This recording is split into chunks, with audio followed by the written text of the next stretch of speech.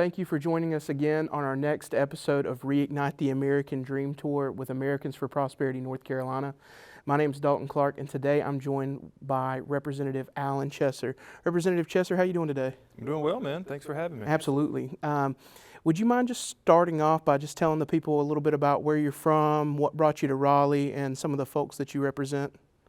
I'm from Nash County, and I represent the 25th District, which encompasses almost all of Nash County except for one precinct. We've got a major urban hub in Rocky Mount, and then the rest of the county is just very, very agrarian and just very rural. And so it's a unique blend of cultures within Nash County. That's wonderful. And is this your first term at the General Assembly? It is. I'm 9 months in. 9 months in. 9 months. What made you decide that you wanted to run for office? This particular run, the catalyst was ultimately COVID. Through all the lockdowns and just the government overreach that I saw there, my wife and I actually my wife ended up pregnant, and I'd say my wife and I, but she was pregnant during that time period, and in April of 2020, we were expecting our sixth child, which would have been a little girl.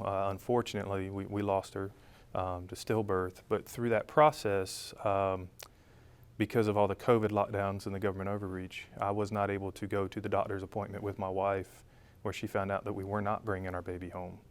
And so it was kind of in that moment that I landed on, the government cannot tell me how to be a husband, and the government cannot tell me how to be a father.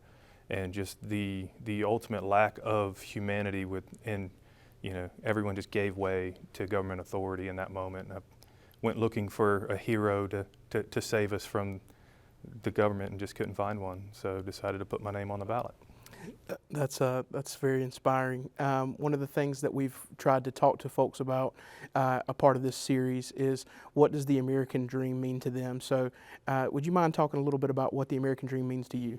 Yeah, so I'm a bit of a nerd, and I focus on founding fathers and stuff, and so there was one word that always stood out to me, and that's posterity. We preserve things for our posterity, which is our children and their children.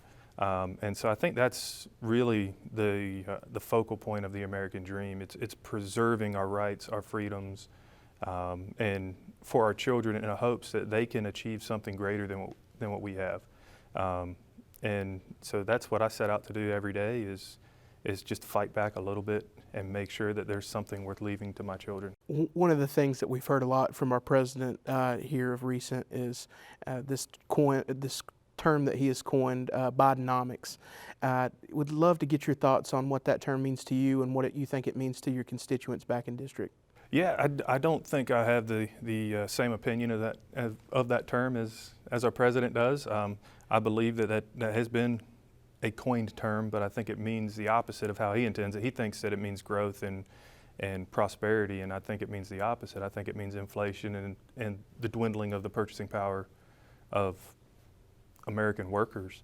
And so in my district, where we already struggle, we are roughly 50% higher than the state average for unemployment rate in Nash County, and roughly 30% lower on median household income in Nash County than the state average. And we can't afford for things to cost more, simply because we can't stop the federal printing presses. And people just those in power in Washington at the federal level just want to continue to give handouts for votes. People in Nash County can't afford that anymore. We're putting less groceries in our shopping carts for a bigger bill at the end of the day. One of the things that you touched on there is that that reckless spending in Washington, almost in spite of what's going on in Washington, North Carolina has been a leader in policies that help champion the American dream. I know that you've just been up here for 9 months, but what have been some of the things that you've really tried to lean in and champion that helps us reignite the American dream? So a big part for me is removing some unnecessary regulatory burdens. I think we've done a good job with that. I was on the reg reform bill. I plan on being a bigger piece of that in the future. I see that as a great opportunity to really roll back some of the burdens on our economy that are just there. I mean, some are there for safety, some are there for procuring and keeping things for the future. But a lot of them are just there because they're just arbitrarily there. One, you mentioned, I think you mentioned the Loving Homes Act that I had. That was just an arbitrary regulation that was just sitting there, and no one could tell me why it was there.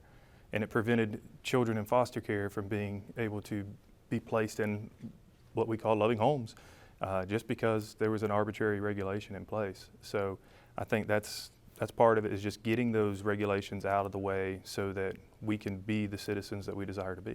Representative Chester, thank you so much for joining us today.